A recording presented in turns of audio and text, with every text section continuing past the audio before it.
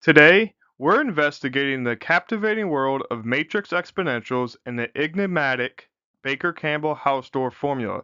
Discover how diagonalization reveals the hidden connections between eigenvalues, determinants, and traces within the exponentials while unlocking powerful applications in quantum mechanics. Are you ready to transform abstract mathematical tools into elegant solutions that could change your understanding of the universe? So, for our problem today, the last problem in the appendix, and arguably one of the longest ones, problem A31. Functions of matrices are typically defined by their Taylor series expansions. For example, e to the m is equal to the Taylor series expansion. In part A, we're tasked with find the exponential of m if, for case 1, we have m equals this 3 by 3, m2 2, m equals this form here, which definitely pay attention to this form. 0 on the main diagonal and offset diagonals that are negative. And then part B, show that if m is diagonalizable, very big thing to underline here. Let's go underline that.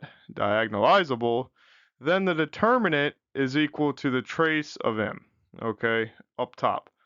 Comment, this is actually true if m is not diagonalizable, but it's harder to prove in the general case.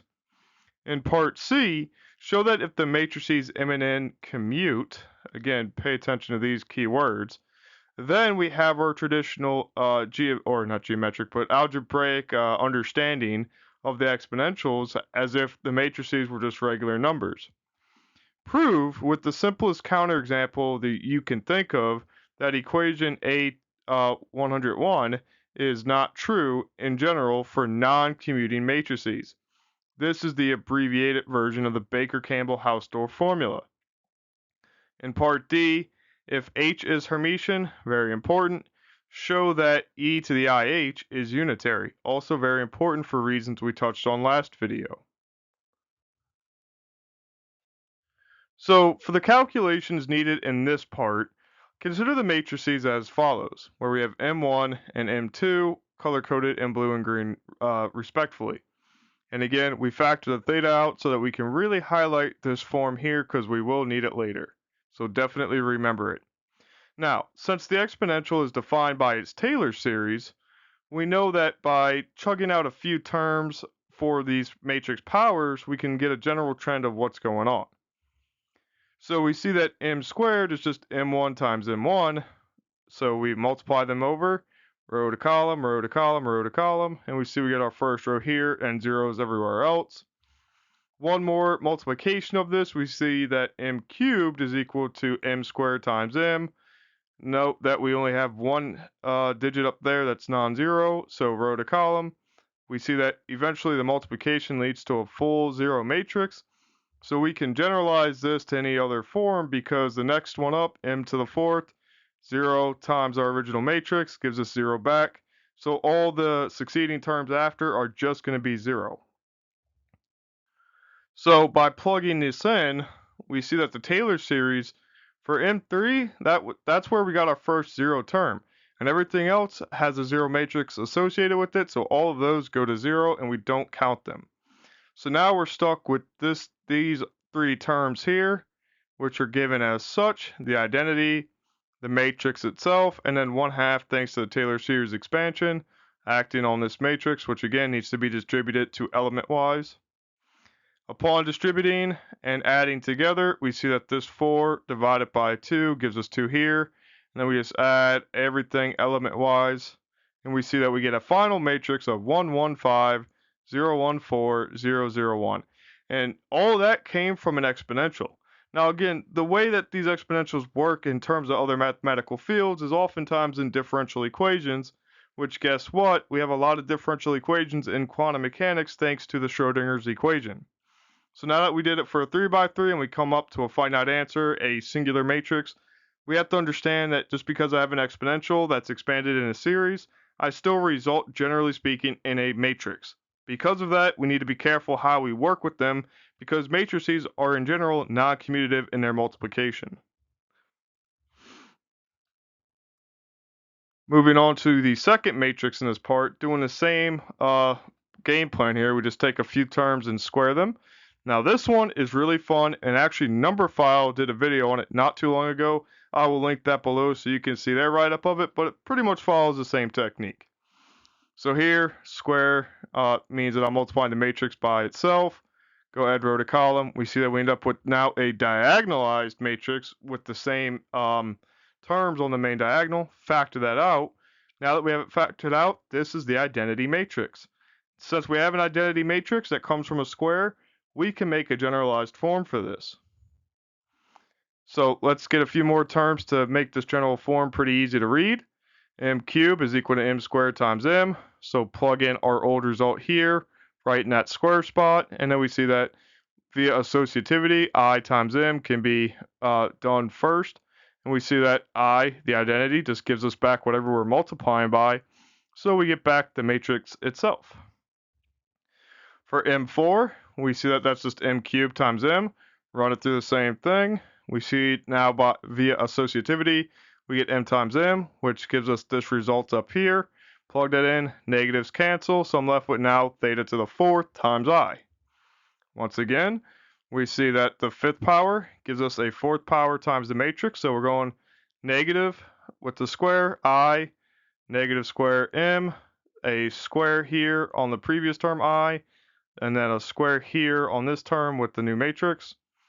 And then finally, we see that the pattern repeats itself all the way up to M6, where we get a 6 power in I and back to negative. So we see a cyclic occurrence here. As such, we see that our exponential, we can expand out in many more terms just to highlight the point here. So this Taylor series expansion up to the 6th power is, when we substitute in our multiplication results above, we see we have terms that can be collected with the identity matrix on it, namely the even powers or even divisors here. Okay, and then we also have terms that can be collected with the matrix itself. So m, m, m. Note that those are all with odd divisors. So we have, the odd in the Taylor series in factorial terms. So 1 factorial, 3 factorial, 5, 7, and so on. So let's simplify this down once again by factoring out the m's and the i's. And what we witness when we do so is that we have a cluster here when factored. This should look awfully familiar. This one almost familiar. Now, the identity here will become in handy later, but for now, let's keep that as the I. M, we recall we could factor out a theta from, and we have a different matrix here. Not really different, but we have our matrix form here after the theta is factored. So if we push this theta and distribute it into the curly brackets, what we witness here is that we end up with a theta term here, a cube here, 5th power here, 7th power here, with its matrix. We also put in the identity matrix itself because now we realize that we have Taylor series expansions for cosine and sine respectively. And that is really freaking fascinating. Note that my cosine times my identity, my sine times my M matrix factored form, I can go ahead and distribute to each component wise. We see that we get a new matrix here, new matrix here. So now adding them element wise, we see that we get cosine, sine, negative sine, cosine. The zeros clearly aren't going to do anything. And so we get from an exponential a trig based matrix here. And if this looks familiar to you, it should, because this looks like a rotation matrix instead of going counterclockwise like we saw a couple questions ago. Well, more than a couple, but this looks like a clockwise rotation. Okay, so who would have thought that this matrix form here would come back and make a rotation matrix? That is the weirdest thing about this stuff, is because whenever we generalize it, there tends to be a geometric pattern associated with it that we need to pay attention to. And this solidifies that very fact. It's not just an abstract thing.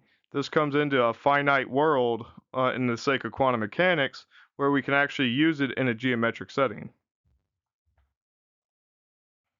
Now, moving into part B, let us consider a couple things here. The diagonalization of a square matrix M is under the assumption of diagonalizability. There exists an invertible matrix S such that we can express M as a diagonal matrix D.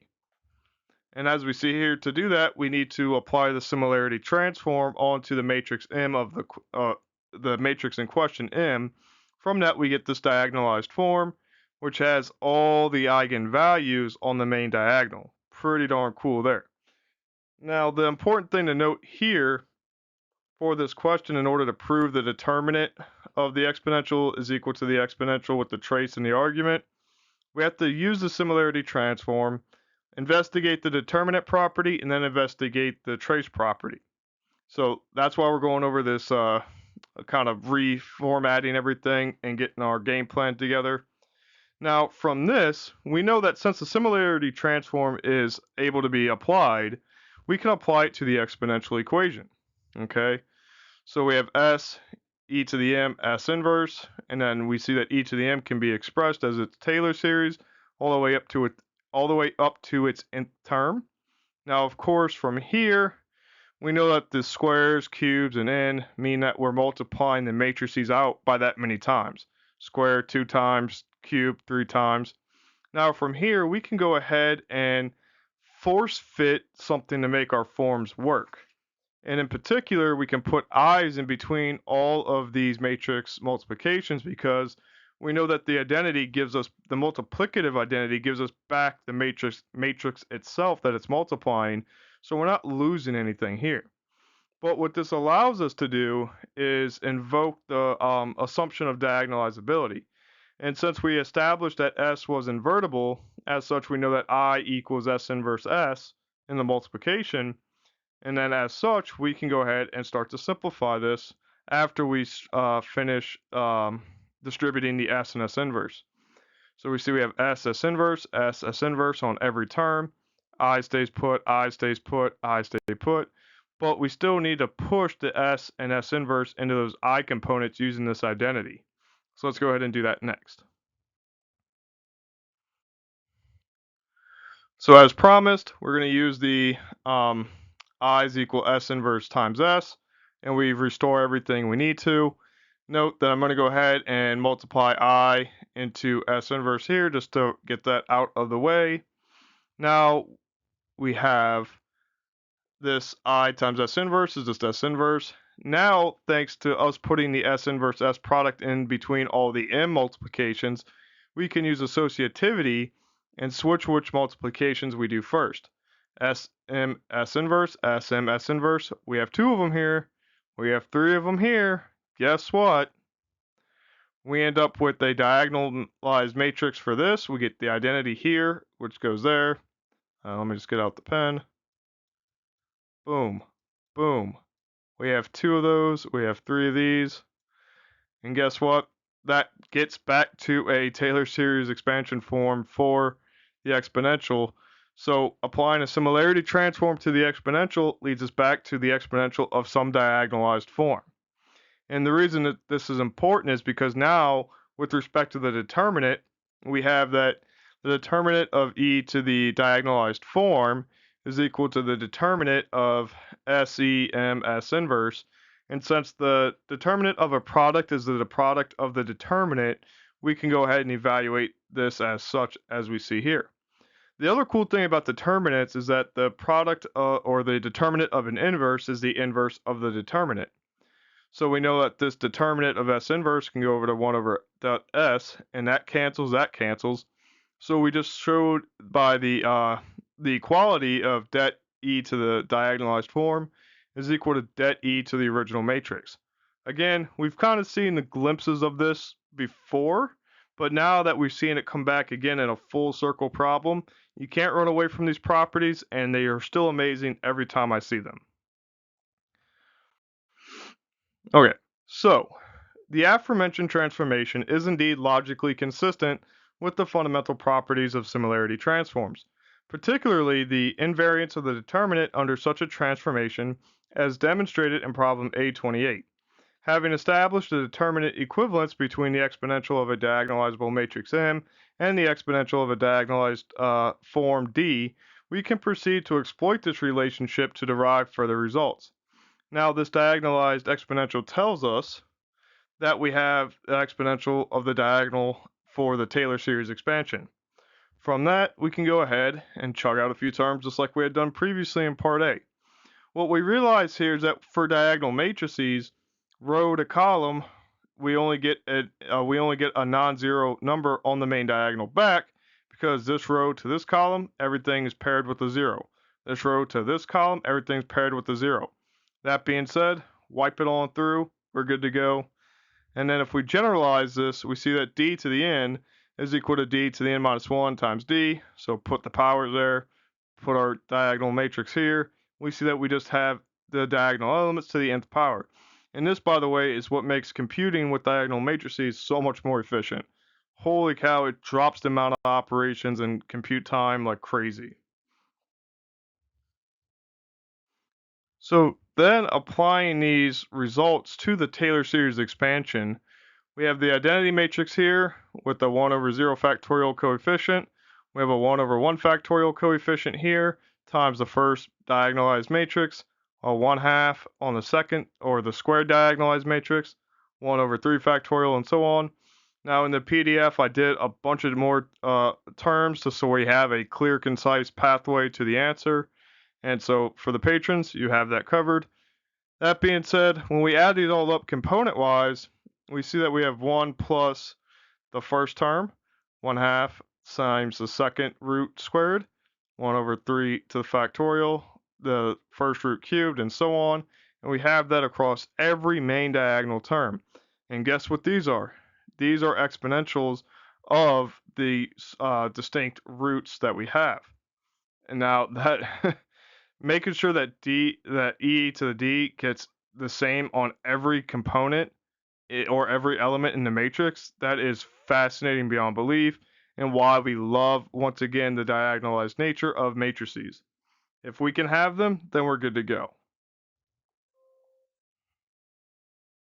So returning to the determinant equation, we can leverage this result established in problem A.21, which states that for a diagonalized matrix, the determinant is equal to the product of its eigenvalues, while the trace is the sum of these eigenvalues. So given our initial assumption of diagonalizability, which is built upon the eigendecomposition, we can confidently apply these properties. As such, we know that the determinant of e to the m is equal to the determinant of e to the diagonalized form, which we were just told was the product of the eigenvalues, and the eigenvalues were all the exponential values on the main diagonal. Very cool there. Now, because of this main diagonal eigenvalue decomposition, thankfully we can sum them across, okay, because we can just add them as we see fit. Now, again, there's a caveat here. This is just a number, so we're safe to do that. If this was not a number, if this was another matrix, we would have to have a special condition, which we'll get to in next part. But because the eigenvalues are just numbers, we can go ahead and apply the algebraic properties we know. That being said, add them all together. But what we see here is that adding all these roots is the same as taking a trace of the diagonalized form.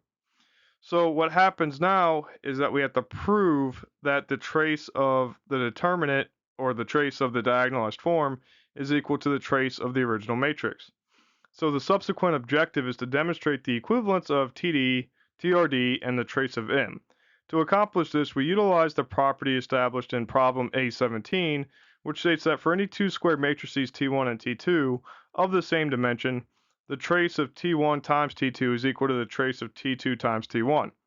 This property, known as the cyclic property of the trace, can be applied to the similarity transform that defines our diagonalization process. So given what we started with, that D is equal to S, M, S inverse, by definition, the diagonalization process, we can consider the following assignments. If we let T1 equal S and T2 equal M times S inverse, because that's a matrix itself, where S is the matrix of the eigenvectors of M and M is our original matrix, applying the cyclic property of the trace, we can deduce that we see that trace of the diagonal form comes from the similarity transform. We're going to let S be T1 and M times S inverse be T2. We know that we could switch the order of the yellow and the blue respectively, and then associativity can switch over, and again, this can only happen because we're in the trace. Now the associativity, we can do S inverse times S, which gives us the identity, and thus we're left back with trace of M. So having established this equivalence, we can confidently assert the following relationship: that the determinant of the exponential of the original matrix is equal to the determinant of its diagonalized form in the exponential, and that's equal to the exponential of the trace of D, which is equal to the trace of M.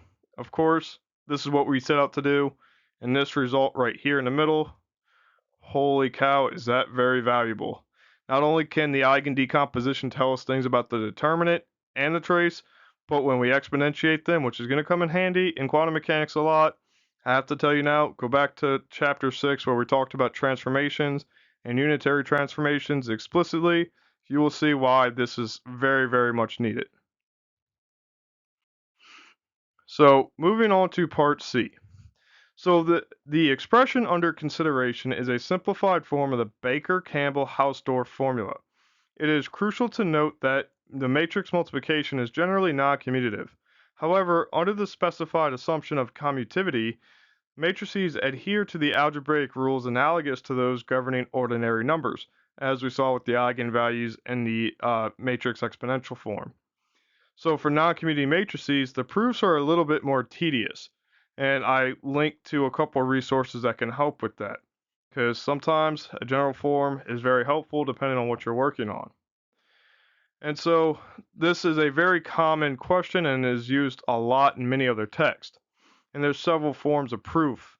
In the PDF, I supply two forms, but we're going to talk about the first one, which I think is the most common. Again, this comes from more of an analytic background, so don't worry too much on it. If all the things look weird, we'll talk a little bit about them.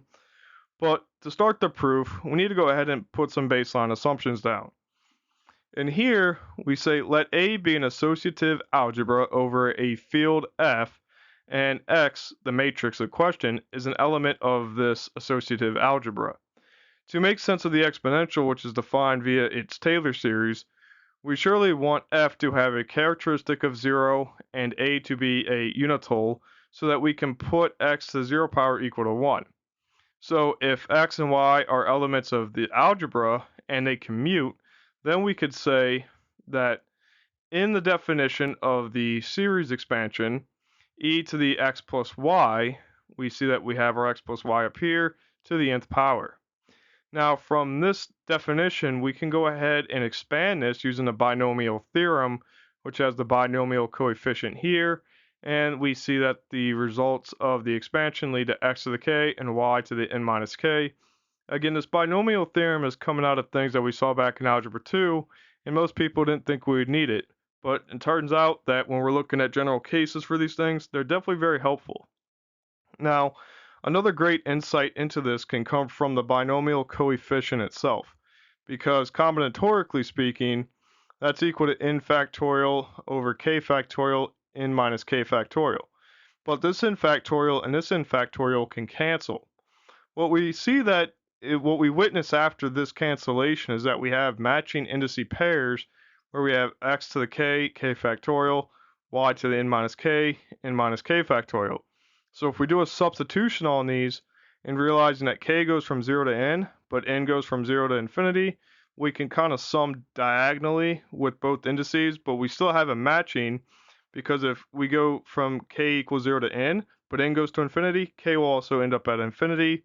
So we're safe to make a substitution up to infinity for both indices r and s, as we see here.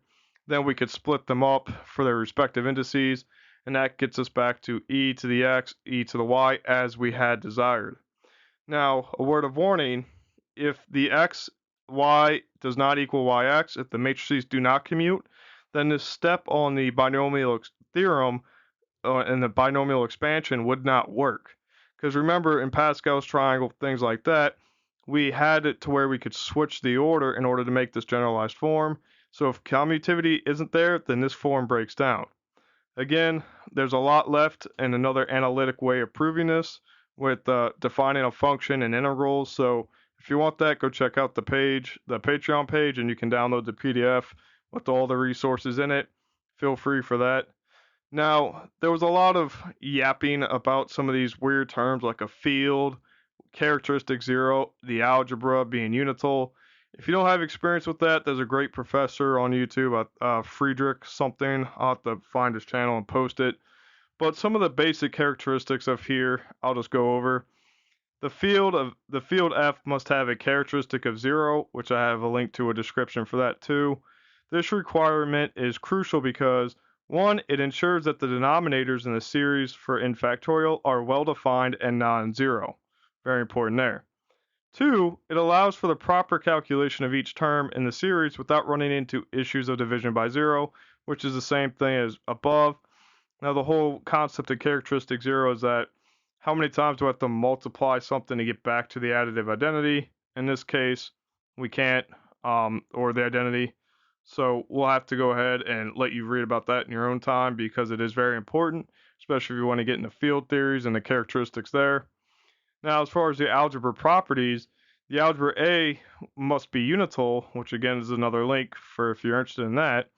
And what this means is that A has a multiplicative identity element, typically denoted as 1 or I. And as such, as stated in the prerequisites, that allows us to define x to the 0 power as 1, which is necessary for the first term in a sequence, or series rather, as we see. So again, very important stuff to have here, kind of nuanced discussions, but worth at least putting those, putting some Easter eggs in there for you to go look at because they do come up quite often.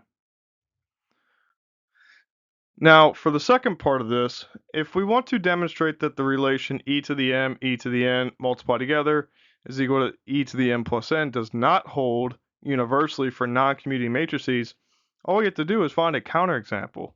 And to do that, we can consider m being 0, 1, 0, 0, n being 0, 0, negative 1.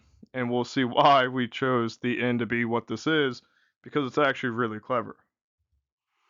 So we first need to verify that these are non-commutative, and we can do that via the commutator, because if that doesn't equal 0, then, we know we're not commutative. So knowing that this is m times n minus n times m, put our matrices in place, do some matrix multiplications, negative 1, 0, 0, 0, 0, 0, 0, negative 1, take the difference. Element-wise, we see that negative turned that to a positive.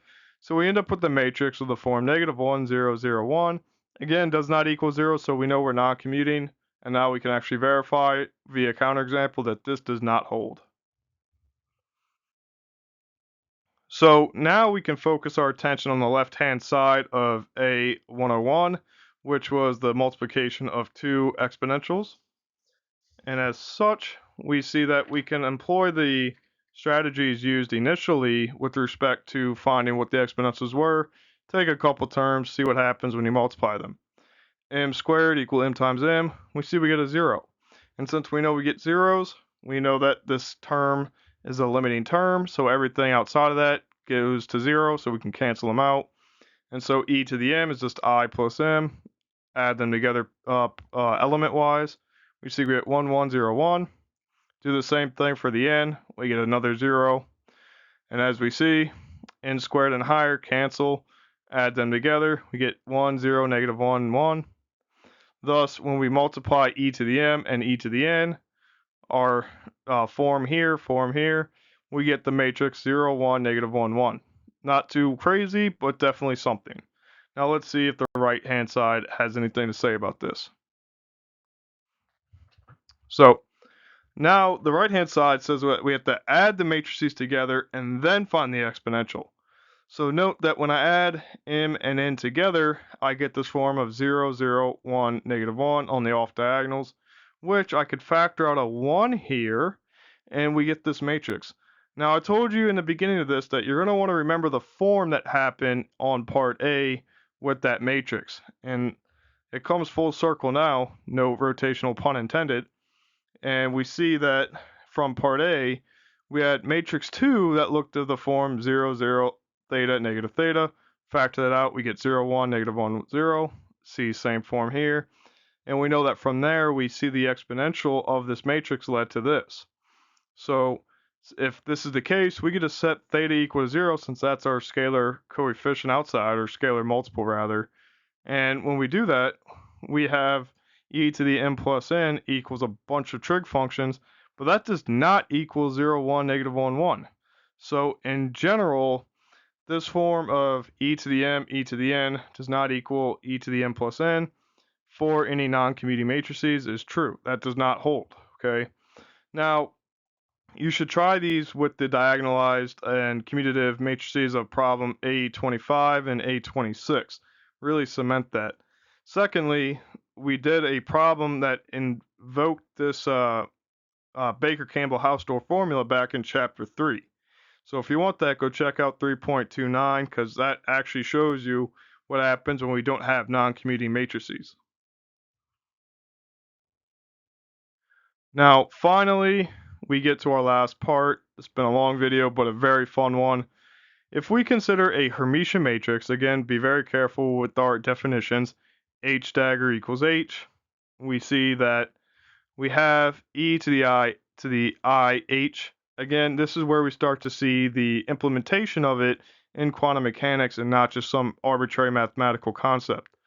We have an exponential, which is I to the h. If you remember, when chapter 6, when we did this with unitary transforms and time evolution, this is what started it. So plug that in here, distribute out. Again, we have to be careful. And then we see here that after distributing, we have I to the n, h to the n. But again, if this wants to be considered to be unitary, what we have to show is that it's also equal to, or that u dagger u equals I. So we need that this exponential matrix, matrix exponential rather, and its dagger combine to give us the identity. So we're going to need the dagger, okay? So when we apply the dagger to this reduced form, or expanded form rather, we see that the conjugate puts a negative sign on the I, and that the dagger applies to the matrix itself. Again, commutativity kind of has to play in there a little bit, so be mindful of that. Nonetheless, the Hermitian part of it puts h dagger back to h, and negative I stays put, recombine into one singular n power term.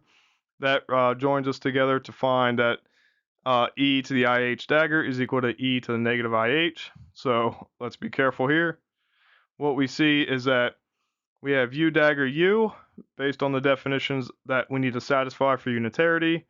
We can go ahead and multiply them across. So this times this, again, for commuting, we know that we can add them across as we just showed in part C. These need to be commuting, so this step works as well. As a result, add them across, we get e to the 0, which simplifies to 1. Again, this is why we need the algebra to be unital, so that we can actually simplify to, quote, 1 or the identity. Similarly, it doesn't matter which side we do the multiplication on, because again, we're assuming commutativity. So e to the IH, e to the IH dagger, we see the negative sign there, add them together, that still leaves us with e to the 0, gives us 1, and we're good to go. Thus, we can conclude that this is indeed unitary, given that h is Hermitian. And we have seen this thoroughly throughout quantum mechanics, especially in chapter 6. So definitely go check out chapter 6 in the quantum mechanics playlist if you want to see more application of this, because it does appear everywhere. Holy moly, that was a wild tour of linear algebra in the sake of, or in the perspective of quantum mechanics. So thank you for tagging along in that journey through the appendix, because it definitely helped me, and I know already it's helping a lot of other people, because you got to grapple with the stuff at some point, especially if you want more math or physics. Even if you don't want physics and you're doing AI and machine learning, you got to know linear algebra. So if this video got you thinking, imagine what's coming next, especially as we dive into our new book. Subscribe and join our community for weekly insights into the world of physics. There's so much more to uncover, and I'd love to have you along for the journey. I also just want to take a moment to thank my incredible Patreon supporters. Your support is truly the backbone of this channel. It's because of you that I'm able to keep creating these videos and diving deep into the fascinating world of physics with everyone. Your contributions make a real difference in helping me bring these concepts to life, and I'm so grateful to each of you for believing in this journey. And if anyone else is interested in supporting this channel and joining our Patreon community, you can check out the link in the description below. Together we can keep exploring the wonders of science and discovering even more amazing things like this. As always, thank you for watching, and until next time, stay curious.